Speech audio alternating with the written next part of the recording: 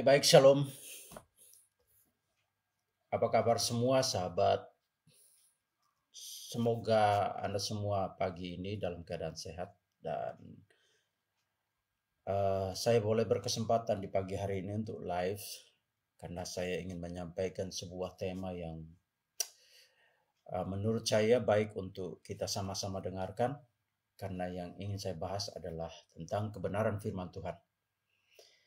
Nah, saya ingin membahas satu tema yang boleh saya sampaikan di sini. Temanya adalah dari rusuk menjadi istri, dan subtemanya adalah penciptaan bukan duplikasi, tetapi penyesuaian ilahi.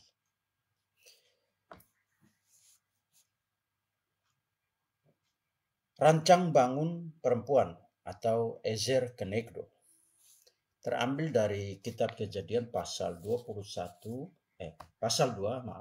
Kejadian pasal 2 ayat 21 sampai ayatnya yang ke-23. Ada 3 ayat. Nah, nanti ada ayat-ayat lain yang akan saya sampaikan sebagai ayat-ayat pendukung. Saya bacakan. Lalu Tuhan Allah membuat manusia itu tidur nyenyak. Ketika ia tidur, Tuhan Allah mengambil salah satu rusuk daripadanya lalu menutup tempat itu dengan daging. Sahabat yang dikasihi oleh Tuhan, izinkan saya untuk membacanya juga dalam bahasa Ibrani. Vayapel Yehova Elohim, dan Tuhan Allah membaringkan Tardema al-Adam, manusia itu dalam tidur yang nyenyak. Fayishan, dan ia pun tertidur. Fayikak akhat mitsalotaf, dan dia mengambil satu dari rusuk-rusuknya. Fayisgor basar tak tenah, lalu dia menutup dengan daging di dalamnya di tempat itu. Sahabatku, kata terdema diterjemahkan dengan makna tidur nyenyak, yang dalam konteks ini bukan sekedar tidur biasa, melainkan ini adalah anestesi ilahi. Anestesi ilahi. Kata rusuk atau dalam bahasa Ibrani sela diterjemahkan sebagai rusuk. Namun dalam bahasa Ibrani bisa berarti sisi, entah sisi sebelah kiri atau sisi sebelah kanan, atau bagian struktur dari sesuatu seperti sisi kemah suci atau bait Allah. Sahabatku, hal ini menyiratkan bahwa yang diambil bukan sekedar sepotong tulang, tetapi bagian penting dari tubuh manusia itu atau Adam, sisi dekat dengan hati. Semalam saya sempat menyampaikan ini di ibadah kaum pria salah satu gereja di Bintaro, tempat di mana saya juga berjemaat, GPD Shalom Geraha Bintaro. Dan saya mengajak para kaum pria untuk berdiskusi tentang hal ini, tentang tema ini. Dari rusuk menjadi istri. Subtemanya penciptaan bukan duplikasi, tapi penyesuaian ilahi. Sahabatku, dari ayat yang kita baca tadi, kami sama-sama mendiskusikan dan ternyata dari semua kaum bapak yang hadir, mayoritas memberikan pandangan yang sama. Rusuk itu tentang apa?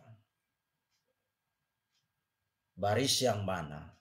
Ya, dan ada yang menyampaikan rusuk itu adalah perisai untuk melindungi bagian organ dalam yang vital seperti hati, jantung, dan lain-lain. Nah, lalu ada juga yang menyampaikan untuk melindungi atau memberikan perlindungan. Ya. Atau ada juga yang menyampaikan bahwa istri tidak hanya sekedar menjadi wanita yang membantu menyelesaikan pekerjaan dalam rumah, tetapi menjadi teman curhat. Dan ada lagi yang mengatakan bahwa rusuk itu dekat dengan hati. Dan semua sama melindungi dan lain-lain. Hari ini saya ingin menyampaikan, kita coba melihat ayat yang ke-22 dari Kejadian pasal 2. Dan dari rusuk yang diambil Tuhan Allah dari manusia itu dibangunnyalah seorang perempuan, lalu dibawanya kepada manusia itu. Veyifen Yehova Elohim, dan dia, di sini Tuhan, dia itu adalah Tuhan Allah membangun et hasela asher lakah, pada rusuk yang dia telah ambil. Dia di sana Tuhan, pada rusuk yang telah diambil oleh Tuhan. Min Adam, dari manusia itu, Adamo, manusia. Leisah, menjadi seorang perempuan. Fayefi eha el Adam, dan dia membawa kepada manusia itu. Sahabatku, frasa Fayifen Yehova Elohim et Hatselah bermakna atau berarti lalu Tuhan Allah membangun perempuan itu pada tulang rusuk itu. Tuhan Allah membangun perempuan itu pada rusuk itu. Kalau ayat 21 tadi kita sudah membaca, lalu Tuhan Allah membuat manusia itu tidur nyenyak. Ketika ia tidur, Tuhan Allah mengambil salah satu rusuk daripadanya, lalu menutup tempat itu dengan daging. Sahabat, mungkin ada yang bertanya, bagaimana Tuhan dapat melakukan itu kepada Adam dengan cara membuat Adam tertidur? Karena memang Tuhan ingin supaya Adam tidak campur tangan dalam pembentukan atau pekerjaan untuk membangun wanita itu, membangun perempuan itu, yang kemudian akan ditempatkan di sisi Adam sebagai penolong yang sepadan. Sekali lagi, kata terdema tadi itu diterjemahkan itu tidur nyenyak. Dalam konteks ini saya sudah sampaikan bahwa bukan sekedar tidur, tetapi ini adalah anestesi ilahi yang dilakukan oleh Tuhan kepada Adam. Dan Adam benar-benar tertidur. Sangat dalam. Nah, puji Tuhan. Pagi hari ini kita akan melihat. Fayifen Yehova Elohim et Hatselah. Tuhan Allah membangun perempuan itu. Dari mana? Membangun perempuan itu di mana? Pada tulang rusuk itu. Tulang rusuk yang mana? Yang diambil Tuhan dari salah satu sisi Adam. Entah kiri atau kanan. Lalu dibangun. Mari kita lihat. Kata Fayifen, dan ia membangun, ini berasal dari kata dasar atau akar bana. Ini dipakai bukan hanya pada penciptaan. Karena ketika Tuhan atau Allah di dalam Kejadian pasal 1, Allah menciptakan segala sesuatu, baik tumbuhan, binatang, dan lain sebagainya. Bahkan hari, Allah menggunakan kata bara. Berfirmanlah, bara Elohim, jadilah, maka jadi.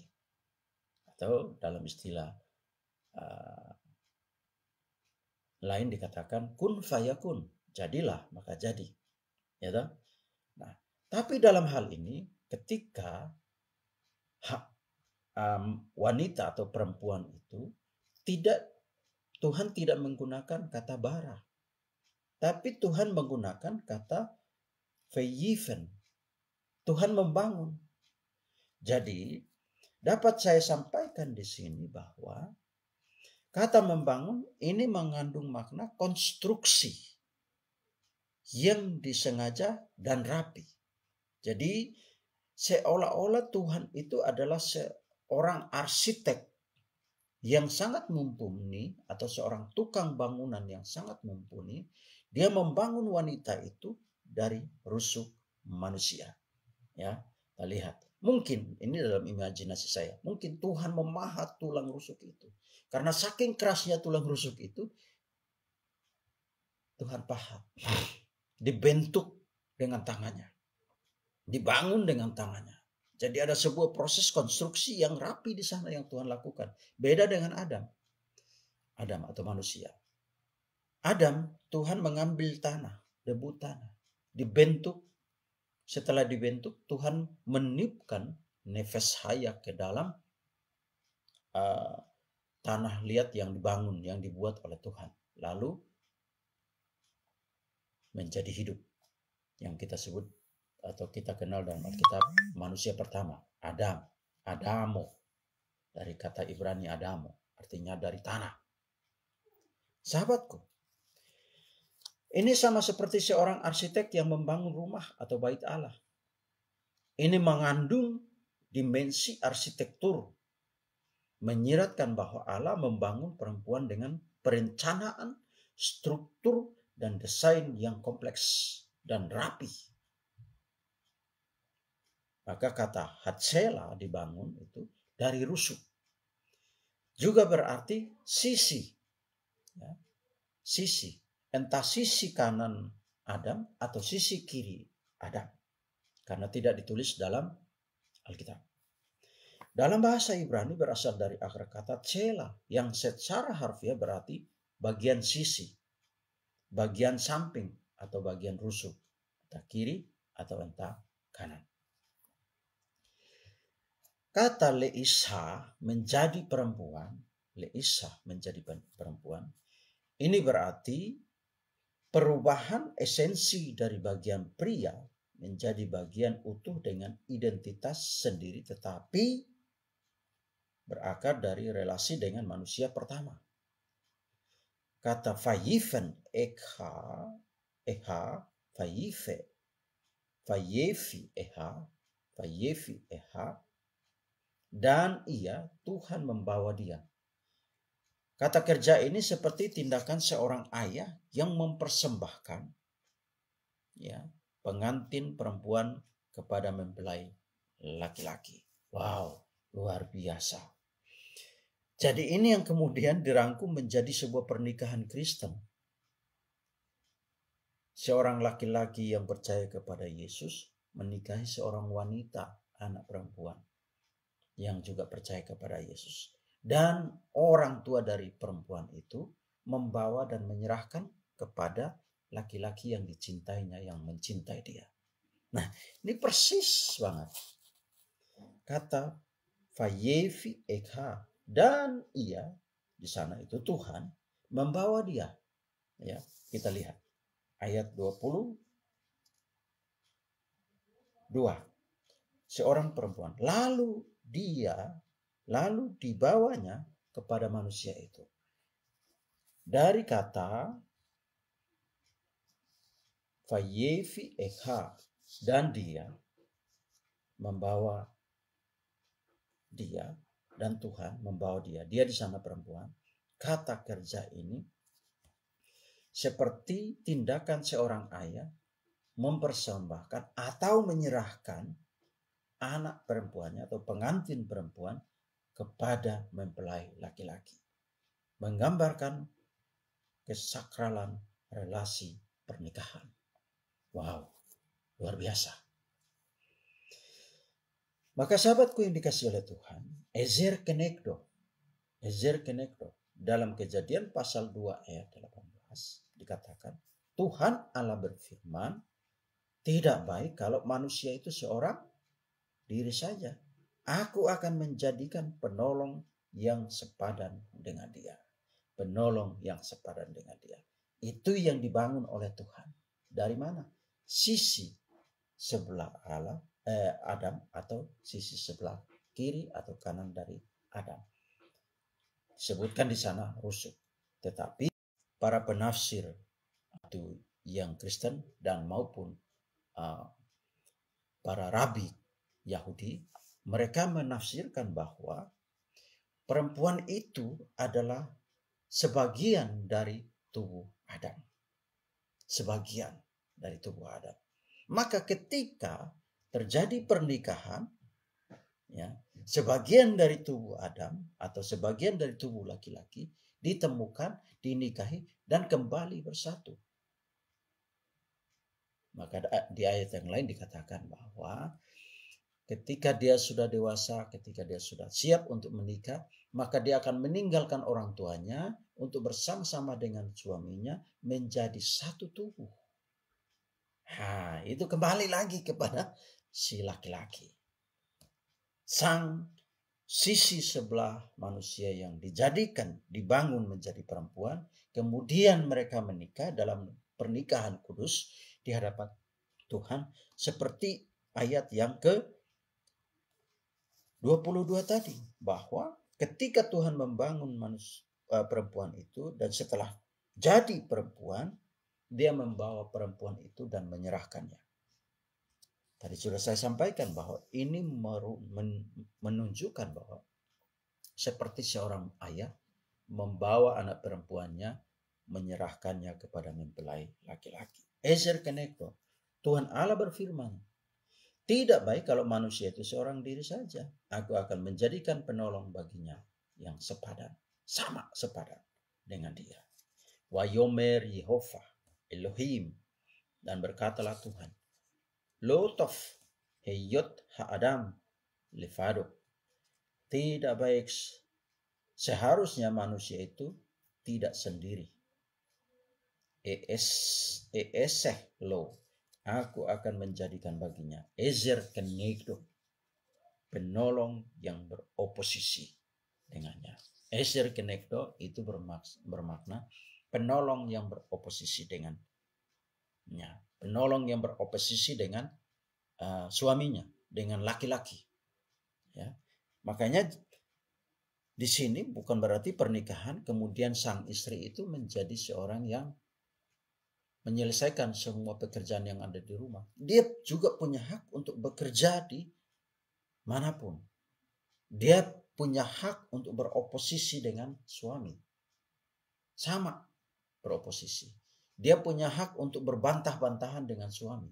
Jika itu dia rasa tidak baik dan tidak menguntungkan atau mengarah ke hal-hal buruk, maka dia beroposisi dengan sang suami. Maka disebut dengan ezer kenegdo, penolong yang beroposisi. Perempuan bagi suaminya bukan sekedar mitra penolong. Dalam istilah Ibrani, maknanya lebih mendekati seorang rekan pejuang. Bagi seorang pejuang, suami adalah pejuang, istri adalah rekan pejuang itu. Suami adalah panglima, istri adalah rekan panglima itu. Ya, jadi mengcover. Pernikahan yang baik adalah suatu persekutuan di mana setiap pasangan itu saling melengkapi satu dengan yang lain.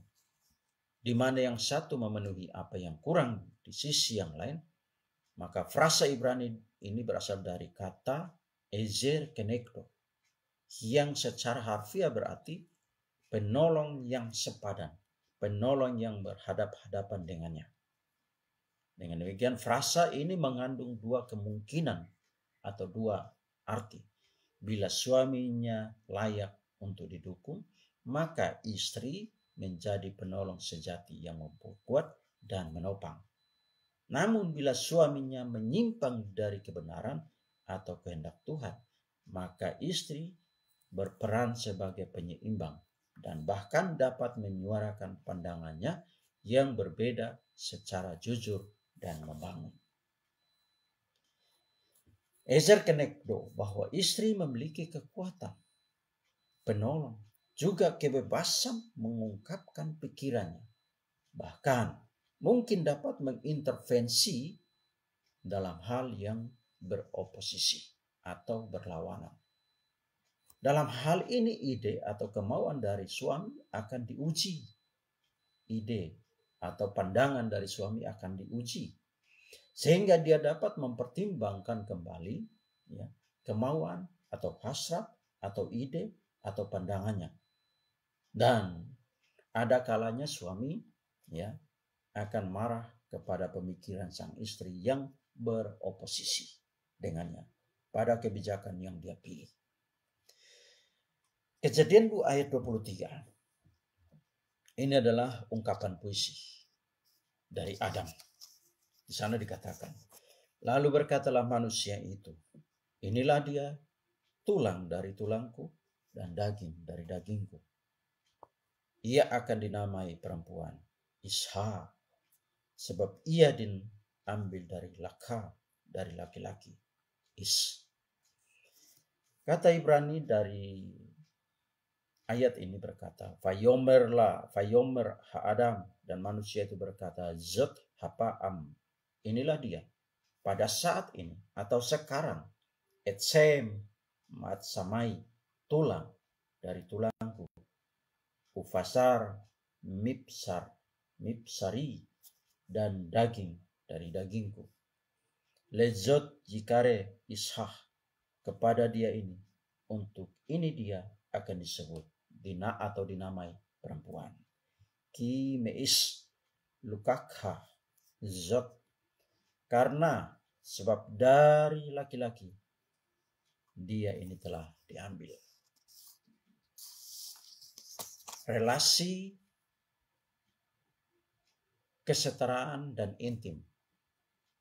Adam tidak berkata makhluk lain, tetapi tulang dari tulangku, daging dari dagingku.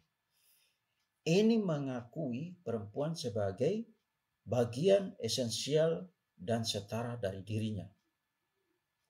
Ini bukan bahasa kepemilikan atau dominasi, tetapi relasi intim dan sejajar. Secara harfiah, perempuan bukan hanya pelengkap dari luar diri Adam, tetapi benar-benar bagian dari dirinya sendiri. Diambil dari tulang dan dagingnya. Jadi bukan sekedar saling membutuhkan secara fungsi, tetapi penggenapan dari satu kesatuan yang semula adalah utuh. Kata Ibrani untuk orang laki-laki adalah is, dan kata perempuan adalah isha. Secara harfiah, isha atau perempuan itu orang betina. Dinamai isha sebab dia itu diambil dari dari laki-laki. Tapi di sisi lain kata isha itu juga terdengar seperti kata api. Eshah ini menggambarkan hubungan antara laki-laki dan perempuan. Lalu kapan Adam menamai istrinya? Adam menamai istrinya ketika mereka jatuh dalam dosa. Di pasal atau Kejadian pasal 3 ayat 20. Kejadian pasal 3 ayat 20. Manusia itu memberi nama Hawa kepada istrinya sebab dialah yang menjadi ibu dari semua yang hidup. Awalnya hanya disebut perempuan. Tetapi ketika mereka jatuh dalam dosa, Adam memberi nama Hawa. Ini terjadi ketika Adam dan Hawa jatuh dalam dosa. Nah, coba kita lihat Kejadian pasal 3 ayat 15. Kejadian pasal 3 ayat 15. Saya baca. 3 ayat 15. Di sana kan. Aku di sini Tuhan, akan mengadakan permusuhan antara engkau dan perempuan ini, antara keturunanmu dan keturunannya. Keturunannya akan meremukkan kepalamu dan engkau akan meremukkan tumitnya. Ya. Setelah Adam dan Hawa jatuh dalam dosa, Tuhan membuat janji di Kejadian pasal 3 ayat 15. Ini disebut oleh para teolog bahwa itu adalah Injil pertama di Taman Eden. Berita keselamatan pertama. Nah, itu di Kejadian pasal 3 ayat 15. Adam menangkap maksud Tuhan, ya, bahwa dia akan dari perempuan itu dikatakan Tuhan membuat permusuhan antara perempuan itu dan iblis atau dengan ular. Dikatakan dia akan dari keturunan perempuan itu akan meremukkan kepala ular dan keturunan ular itu akan meremukkan tumit keturunan perempuan itu. Ternyata yang dimaksudkan ayat ini adalah nanti dari perempuan itu akan lahir sang juru selamat. Sang juru selamat itu akan meremukkan kepala ular itu. Dan ular itu akan meremukkan tumitnya. Buktinya, ya, iblis dikalahkan, diremukkan, tetapi keturunan perempuan itu pun diremukkan. Di mana? Di kayu salib. Dialah Yesus. Ayat ini. Lalu Adam menangkap ini. Menangkap maksud Tuhan di Kejadian pasal 3 ayat 15. Dia katakan, manusia itu memberi nama Hawa. Kata atau Hawa itu berasal dari kata Ibrani, kafah. Fayikrah Adam, dan dia memanggil atau memberi nama manusia itu Shem Isto, kafah. Nama istrinya Hawa, kafah. Artinya kafah, Hawa itu hidup. Karena dari kandungan perempuan itu akan ada kehidupan yang lain. Lahir kehidupan yang lain. Akan lahir kehidupan. Keturunan perempuan itu. Yang akhirnya sampai kepada kita. Kehidupan berikutnya. Dan kehidupan yang sesungguhnya yang dimaksudkan oleh Adam, Hawa, dan Tuhan di Kejadian pasal 3 ayat 15 adalah Yesus. Meremukkan kepala ular dan Yesus juga diremukkan di kayu salib. Untuk apa? Memberi kehidupan kepada saya dan saudara.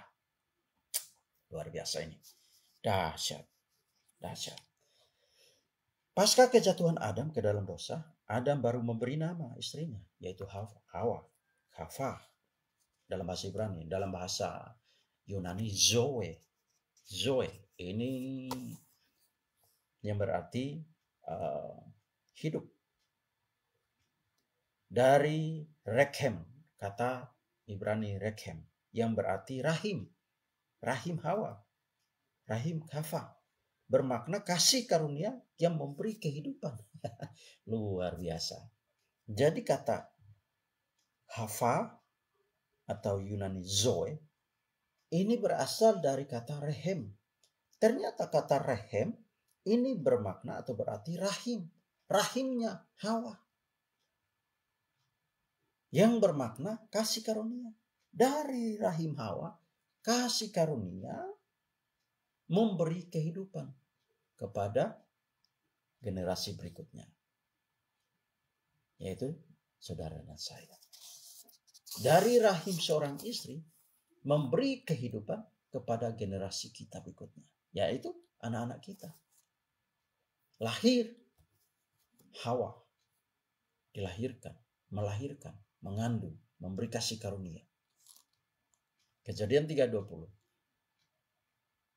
adalah juga merupakan respon Adam terhadap proto-evangelion. Ya, Kejadian 3:20. Proto-evangelium. Pengabaran kabar baik. Injil yang pertama.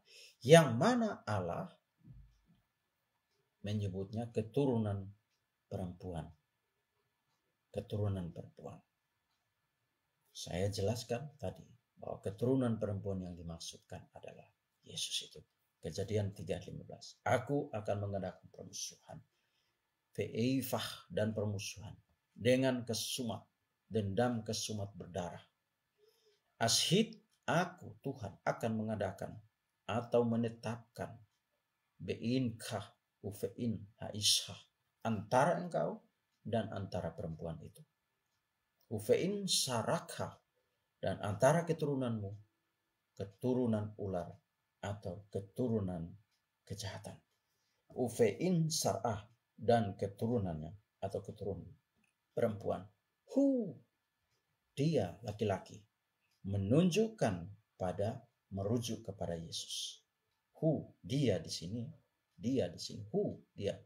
Ini dia laki-laki, merujuk kepada Yesus. Yesufeka ros, dia Yesus akan meremukkan kepalamu ular.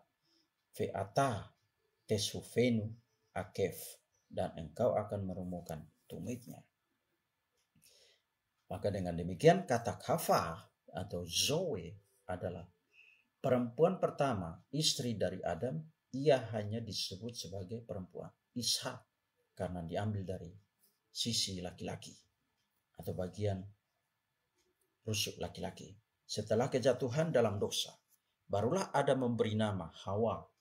Kafa artinya yang memberi hidup, ibu dari semua yang hidup. Setelah kejatuhan manusia dalam dosa, Tuhan tetap menyatakan kasih-Nya melalui harapan akan hidup, dan Hawa menjadi simbol awal dari rencana keselamatan. Karena dari keturunannya sang penebus itu lahir. Tuhan kiranya memberkati Anda semua. Shalom. Sampai jumpa.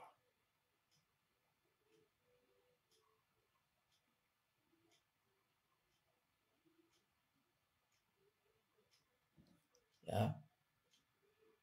Saya berharap minggu depan saya bisa berjumpa lagi dengan Anda semua. Amin.